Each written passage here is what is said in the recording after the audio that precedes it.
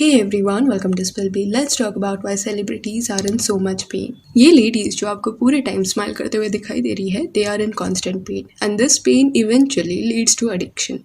अभी जो IIFA awards हुए हैं उसमें जो भी एक्ट्रेसेस रेड कारपेट पे आ रही थी उनके बीच में ना एक सिमिलैरिटी थी एंड वो ये था कि सब ने अपने आउटफिट के साथ हाई हील्स पहने थे. अभी when it comes to female fashion ना तो mostly heels are something that will never go out of style. Shoes and flats casuals में consider किए जाते हैं but heels have this fancy aura to it. It is like red carpet event है तो बिना heels के you can't arrive. Even though आपके पैर में मोच क्यों ना हो या कितना भी दर्द क्यों ना हो you have to walk in heels. And fashion shows के दौरान also it happens. इतने लंबे लंबे heels models को पहनाए जाते हैं कि हमेशा वो models are at risk of falling down or twisting their ankle. Ramp walk के दौरान इतने सारे incidents हुए हैं जहाँ models का पैर twist होता जाता है still they are walking on the ramp. ये फनी लगता होगा बट जस्ट इमेजिन कि कितना पेनफुल होगा ये. थोड़ा सा पैर अगर आपका मुड़ गया चलते चलते तो 2 दिन तक सूजन रहता है. जस्ट इमेजिन इतने हाइट से जब एंकल ट्विस्ट होता है तो कितना पेनफुल होगा. एंड चोट जब लगती है ना तब पेन नहीं होता बट कुछ देर बाद पेन किक्स इन. इसलिए जब ये मॉडल्स का पैर ट्विस्ट होता है तब उन्हें रियलाइज नहीं होता, वो वॉक करती जाती है बट बैक स्टेज जाने के बाद वो पेन फील होने लगता है. ऊपर से ये मॉडल्स डेली शोज करती है एंड ऐसा कुछ उनके पैर के साथ हो गया then they have to rest and उनके कई शोज मिस भी हो जाते हैं.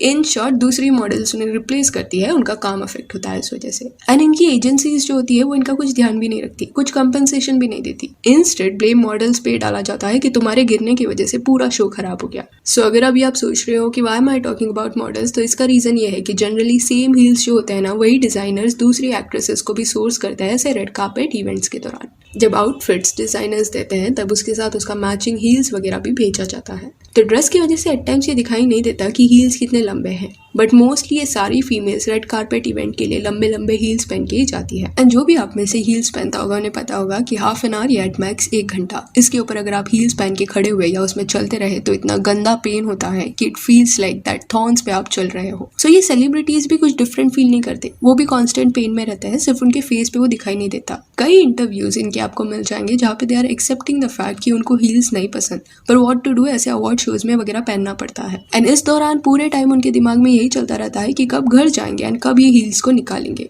बीच में if you remember Selina Gomez के साथ भी सिमिलर थिंग हैपेंड. चलते वक्त उसका एंकल ट्विस्ट हो गया था, शायद उसका हील टूट गया या चलते वक्त शी स्टम्बल्ड बट उसकी वजह से एंकल ट्विस्ट हुआ उसका. उस मोमेंट पे she handled it gratefully and later वो स्टेज पे भी जब आई थी तब आई लव द फैक्ट कि उसने हील स्किप किया और डायरेक्टली ऐसी आ गई. बट पॉइंट हियर इज कि सेलिना का जब पैर ट्विस्ट हुआ होगा ना तो वो पेन एक्चुअली उसको ज्यादा हुआ होगा बिकॉज वो ऑलरेडी लूपस से डील कर रही है.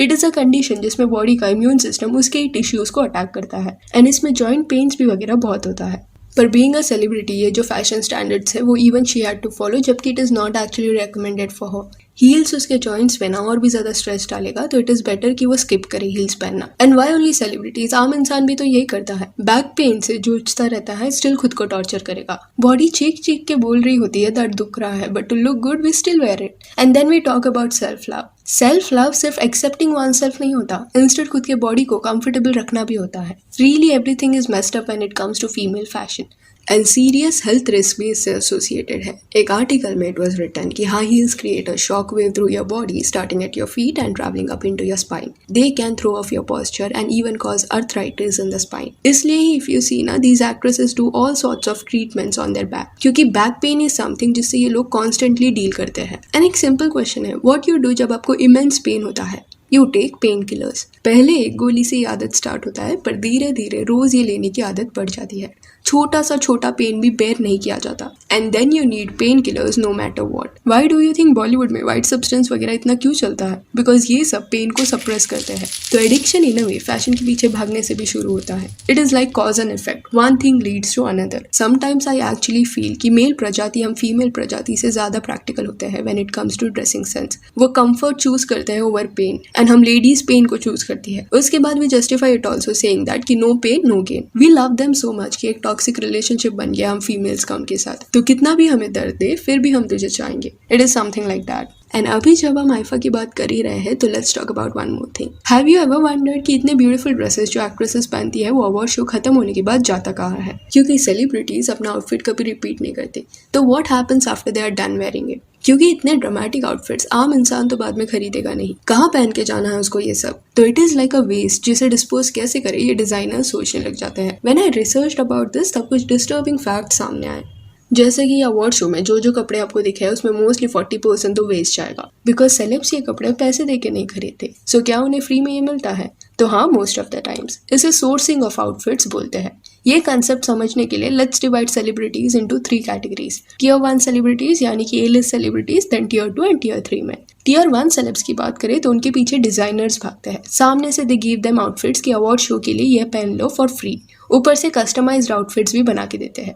दे do this because tier 1 celebs के बारे में एवरीवन टॉक्स, तो उनके बारे में बात होगा तो आउटफिट का डिजाइनर कौन है ये भी बात होगा।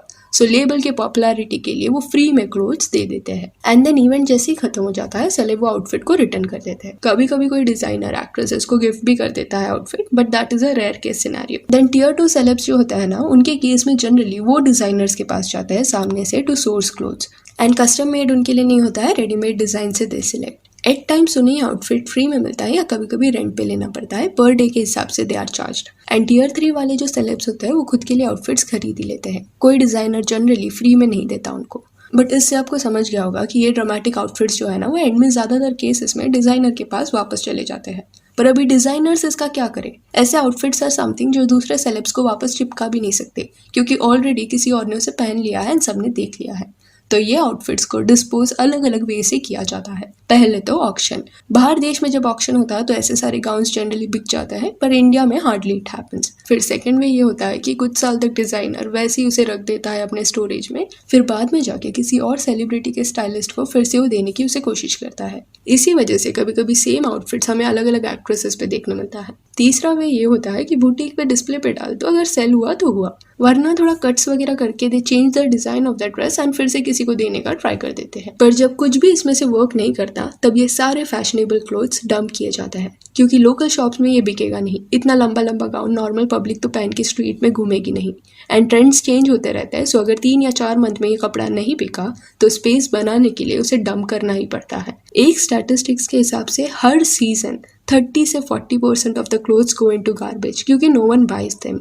फैशन इंडस्ट्री इंडिया में third largest waste producing industry है। दुनिया भर में हर साल कुछ 92 मिलियन टन्स का वेस्ट फैशन इंडस्ट्री जनरेट करती है। लाइक इसे केजीज में कन्वर्ट करोगे ना तो इतना बड़ा नंबर आपको दिखेगा। It is insane. So Deepika, Alia या कटरीना के ये जो ब्यूटीफुल आउटफिट्स है ना, कभी आपको चलते चलते कचरे में दिख गए तो समझ जाना कि how it ended up there. Again I am saying this कि फैशन इंडस्ट्री ना एक मेस है। Like proper waste management system नहीं है उधर। इतना कपड़ा बनाया जाता है कि रखने की जगह नहीं होती, एंड स्टाइल हर रोज चेंज होता है, जिस वजह से क्वालिटी कपड़ों का भी गिरता जा रहा है। इफ यू सी, पहले लोकल शॉप्स में क्वालिटी फैब्रिक मिल जाता था, पर अभी it is hard to find such soft clothes, क्योंकि हर कपड़े में अभी पॉलिस्टर यूज होने लगा है, because it is cheap and to be honest very toxic for environment. Even तो ये रिसाइक्लेबल है बट प्लास्टिक की तरह है, डिकम्पोज होने में कई साल लग जाते हैं। तो ये ग्लैमरस इंडस्ट्री का हार्श रियलिटी यही है कि यही इंडस्ट्री सबसे ज्यादा कचरा प्रोड्यूस करती है। So yeah that's it. Do let me know what is your take on such करे।